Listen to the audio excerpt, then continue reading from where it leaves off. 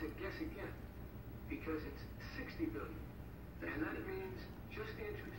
And that means that a person with tremendous responsibility is off by a factor of 3. Now, if someone in their household or business was off by 300% on how much interest they're paying on their debts, you know that household or business is in big trouble. And I think that's exactly where we are in the United States of America.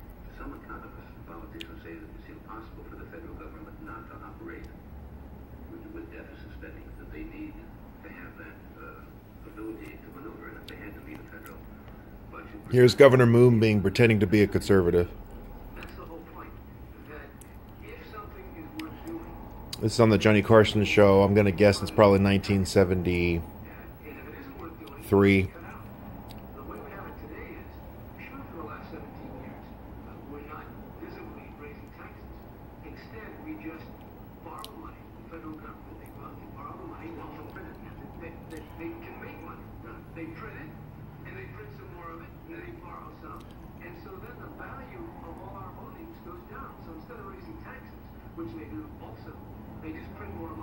Like, this guy should talk about not raising taxes. This man's going to sign off on a 70-cent increase in my gas tax with that stupid cap and trade bill. The deal with the devil that 8 Republicans supported. This guy is a wannabe Ronald Reagan in his rhetoric. And he would use that when he ran for governor after Reagan was termed out. Or when Reagan decided not to run for re-election in 74, but was just such a scam.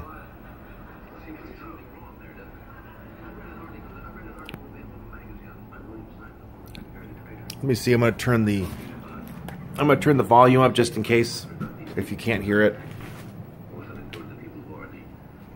The least productive. He said if the money was just given directly to the people rather than having all of the bureaucratic programs. So now he's talking about the direct cash benefit. Okay. Rather than having it administered through large government agencies. Well, right here in our Medicaid program in this state, we give the equivalent of $1,200 per person. And often these programs are what I call part of the guilt and greed coalition. Now, let me explain what that is. We feel guilty about a lot of things that are going on. People that are poor, people that are sick. And so we say, do something. And then some of the greedy people come along. And when someone is sick, they don't give them money. They give it to x-ray technicians, doctors, hospital administrators, people who build new hospitals. By the way, 40% of the beds are empty, just in this state. Banks that lend. Not anymore with the illegals that you're bringing in, Jerry. I would call the medical industrial complex. And that's one of the most powerful groups in our society. So powerful it killed single payer. That was one good thing they did. How do you control the cost Yes. so that it goes up in a more graduated way? And the truth is that things are growing very fast. And the best example is the interest on the federal debt. In this decade, it has gone up 300%, whereas the cost of living has gone up about 80 or 90% in the same period. All right, we'll pause on that for a moment. We'll be right back. Oh, brother. Sick to my stomach. Meeting people is my life. I had to be careful how wide I would open my mouth because I was embarrassed to show my teeth. It was time to do something. Okay, I'm hoping that you can see me clearly. So I'm showing to you right there a clip from the Johnny Carson show. You see Jerry Brown there sounding like some wannabe conservative. I'm going to reflect on, or repeat rather, that there you've got Jerry Brown who was running to succeed Ronald Reagan. Now Reagan was operating on fiscally prudent principles as governor. He had to clean up the mess that was left by Jerry Brown's father, Pat. Thank God that Pat Brown only served one term. That's what you see happening in California. My hope is that we need to get someone who's fiscally prudent, who cares about the welfare of Californians, and who cares about the culture of the state of California, which is just falling apart all around us. You almost wonder, why am I seeing reruns of Jerry Brown when he was 30-something or nearly 40? you know, at the top two primary that we're facing in election 2018, we can only hope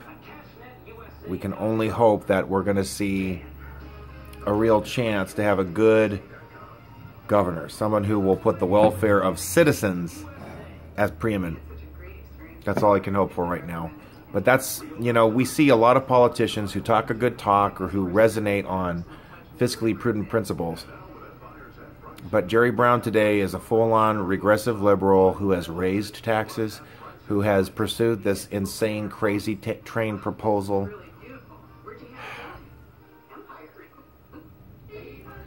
I can only hope that we can undo something of this legacy. Californians, you gotta wake up. You've got to wake up.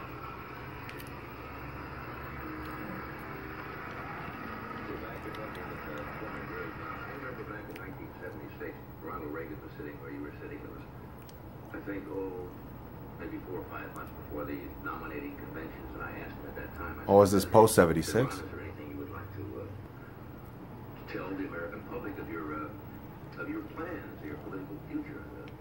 He said, no, I really hadn't decided or anything like that. In 3 weeks after he was on the show, he announced that he was going to be a candidate for the presidency. Now, he must have known, sitting here 3 weeks before. Maybe this is post 76. My bad. No, Governor, I would not try to sandbag you at all.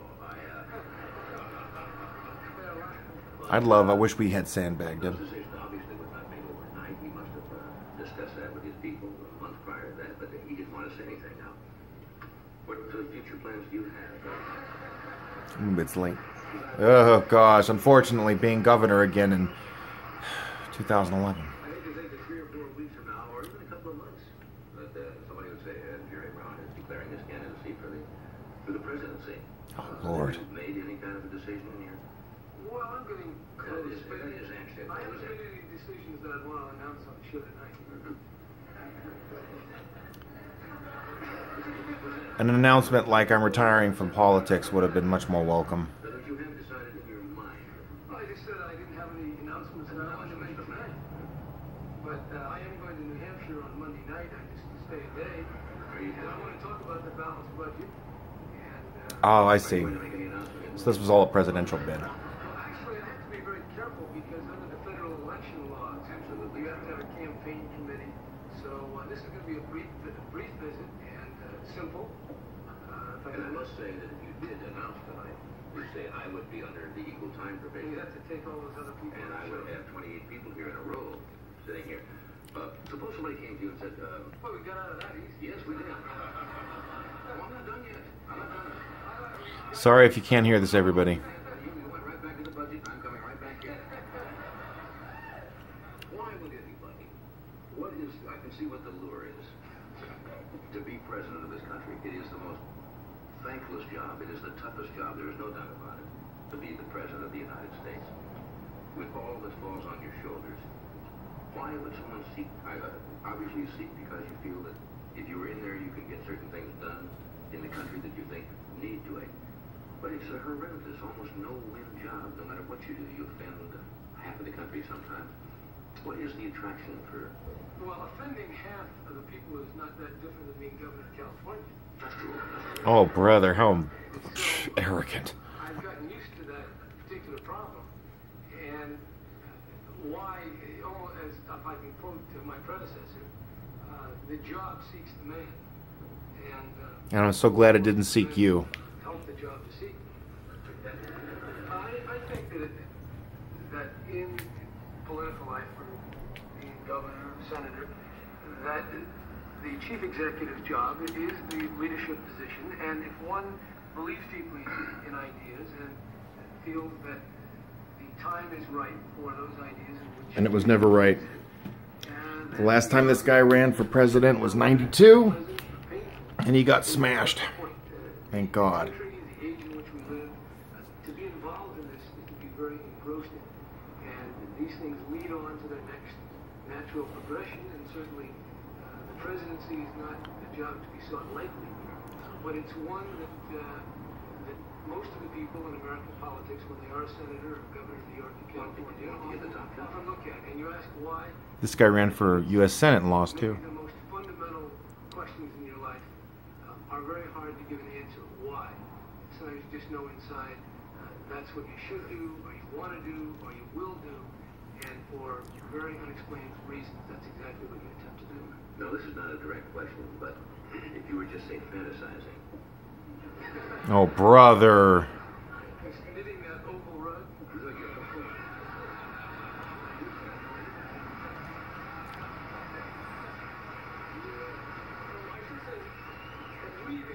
Weaving, yes. Do you think if it happened, let's just say it, you'd make a good president? That's a tough question, I know, but... Yeah, I always think that, say, yes, obviously, that it's presumptuous. But if not, then why am I even thinking about it?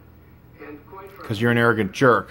In my experience as governor of this state, with the connection with the farmers, the farm workers, blacks, whites, Anglo, Chicano, the northern part of the state... Notice how he said Chicano. The Oriental groups that have moved in... Oriental, huh? The rich, the poor.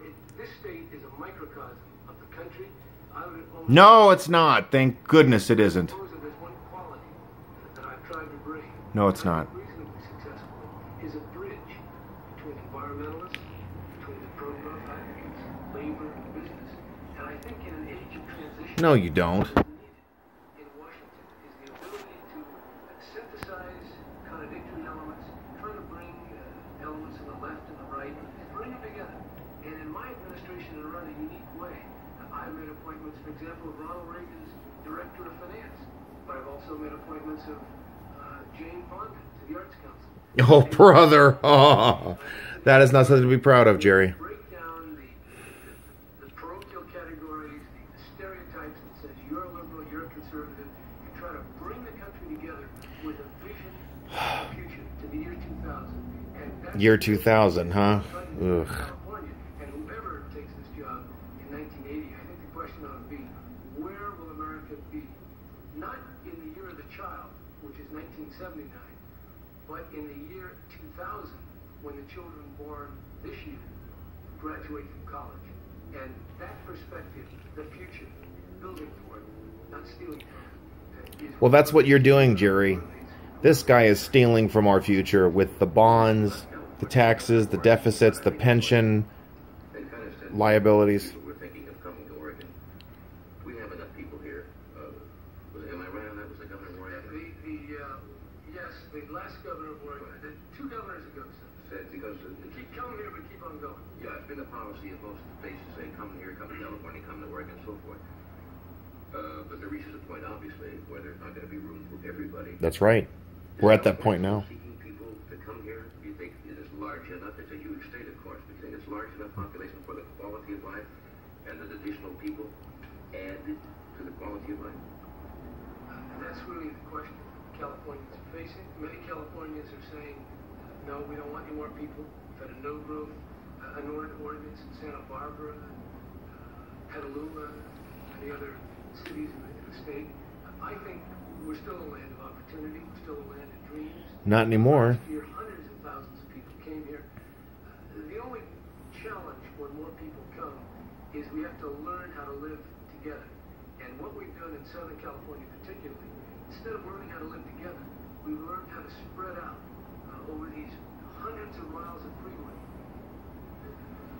And the problem is, what happens if the oil gets cut off?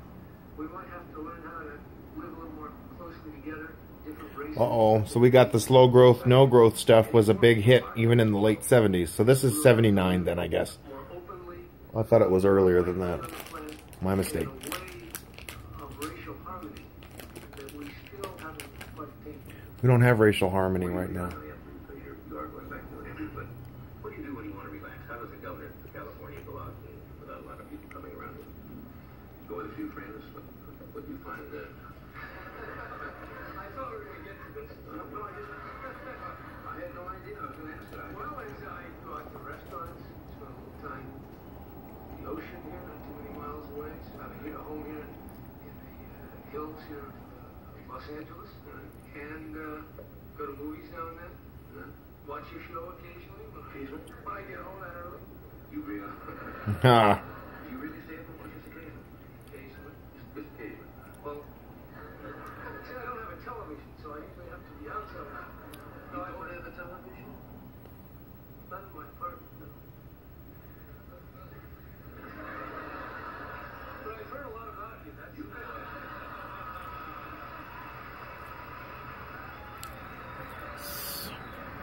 Can't we do better than Jerry Brown? Or worse, Gavin Gruesome? Be very diplomatic, to let the governor get off with my topic before the evening's up. I thank you for coming. It's been a pleasure to meet you. Ugh. Good luck, and I have what if I just made a calculated, I'm going to make a calculated guess. Yeah. March, right? Okay. I would guess by June or July of this year, we'll probably make a decision, you know? Well, that's not too far off. That's right. Would I be... Give or take a few months. That would be too far. Either way. Yeah. But you will announce something about that. Obviously, I'm going to want something. Yeah. And the reason why people say, why don't you come out and say whatever you're going to do? And it is a serious move, and there are various details to it. And I'm so glad that Ronald Reagan became president. God bless Ronald Reagan. Oh, end this pain. End the agony. End the agony. Go away. Please leave. Ugh. Governor Moonbeam. Looks like he's wearing a wig. Thank God. Please save us from the legacy of Jerry Brown.